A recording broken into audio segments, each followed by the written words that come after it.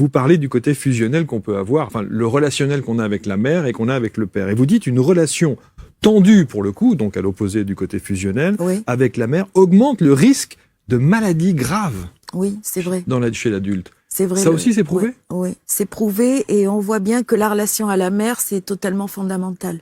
C'est-à-dire que lorsqu'on n'a pas été assez aimé par notre mère, lorsqu'on a été rejeté, voire lorsqu'on a été maltraité aussi verbalement ou autre, eh bien c'est notre rapport au monde qui est en difficulté parce que la mère c'est notre univers, c'est notre premier univers, et de la qualité de la relation qu'on a eue avec elle va dépendre la relation qu'on a avec soi-même et la relation aussi qu'on a avec les autres, notre confiance dans l'existence, notre capacité de réussir, notre capacité à prospérer.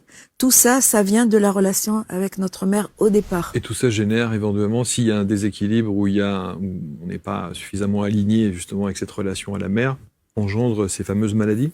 Ça engendre, effectivement, on voit que, par exemple, lorsqu'on a été vraiment, quasi abandonné par la mère ou maltraité, il y a des addictions qui se mettent en place assez jeunes.